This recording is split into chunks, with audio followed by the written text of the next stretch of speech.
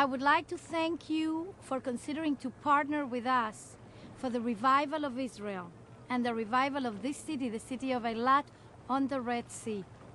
I would also like to thank you for keeping us on the air so that we can keep on preaching the message that can impact your lives and the life of your nations. The MAP revolution is the Messianic Apostolic Prophetic Revolution from Israel to the nations, based on Acts 3, verse 19 to 21, where it says that the heavens must retain the Messiah until the time of the restoration of all things. And this is the time for the restoration of all things, the Jewish people back to their land and to their Messiah, and the Christians back to the original gospel preached by the Jewish apostles 2,000 years ago. The angels are watching, the demons are trembling, because the MAP revolution is the end-time solution, the 21st century like the first century. Shalom, beloved, and welcome to Revival Cry from Israel to the Nations. Today we're going to talk about the most important piece of real estate in the world.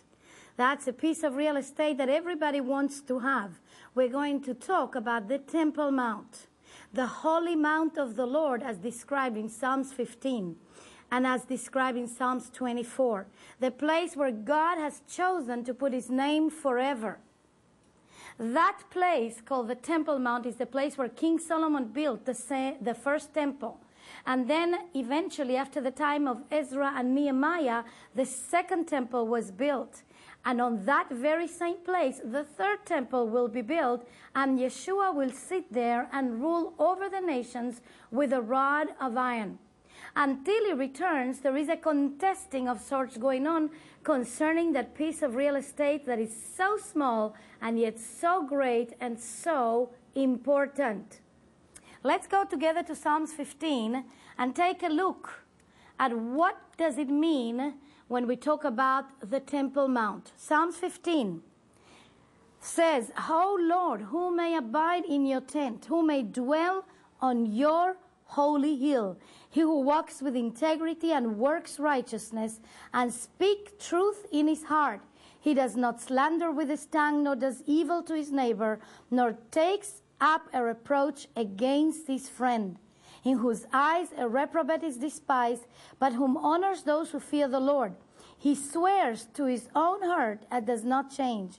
He does not put out his money at interest, nor does he take a bribe against the innocent. He who does these things will never be shaken."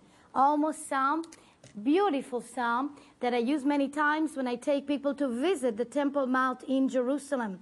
Prior to going up there and putting our feet on the Temple Mount, the place where the Holy Temple used to be, we read the Psalms 15 because we understand that even in ancient times, when the tribes of Israel used to come up the Temple Mount in Jerusalem, they had to wash themselves. They had to cleanse themselves. The priests of the Lord 2,000 years ago, when they entered into the Temple Mount where the temple used to be, the holy temple of Yahweh, the Lord, they had to go through a mikveh. A mikveh meaning a ritual bath, very similar to a baptism. And actually they had to wash themselves even 7 times before they would go into the precinct of the holy temple to officiate. Now, this place of real estate, the Temple Mount in Jerusalem, has been contested by nearly every rising empire. When the Greek people were ruling over Jerusalem, and that was around the 2nd century and the 1st century BC, actually they took the temple and they took the Temple Mount, defiled the temple. And as long as they had the Temple Mount with the temple in their hands, they became the rulers of all the nations. That is a place of power and a place of authority. Later on, the Romans came, and the Romans also took the area of the temple, though they allowed us in Israel to have an autonomy. And during the time of Yeshua, we had an autonomy, and yet the rulers over the Temple Mount and over Jerusalem became the Romans. Later on, during the 1st century AD, actually Emperor Hadrian, a very, very wicked Roman emperor, came about and he razed Jerusalem to the ground. He removed everything that's connected with the temple.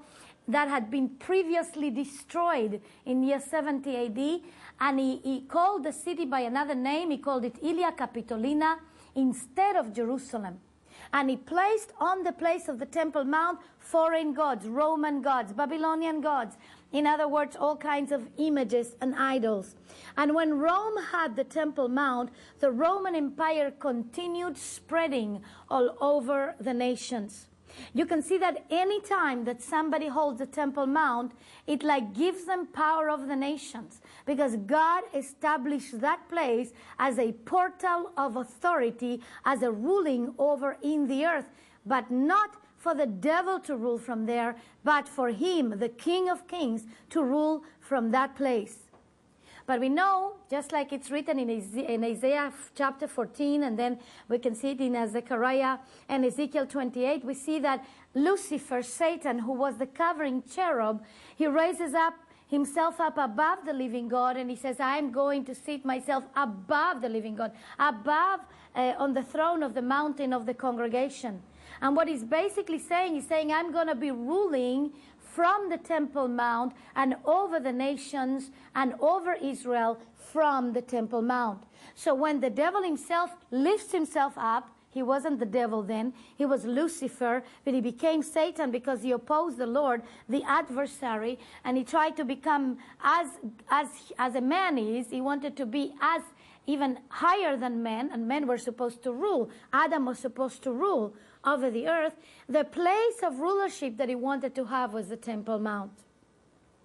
And so even till this day, there is a controversy always going about the Temple Mount, where our Prime Minister Ariel Sharon went up to pray on the Temple Mount prior to the time that he was elected, and there was not really much hope that he would be elected. And yet after he prayed on the Temple Mount, he was elected to be the Prime Minister.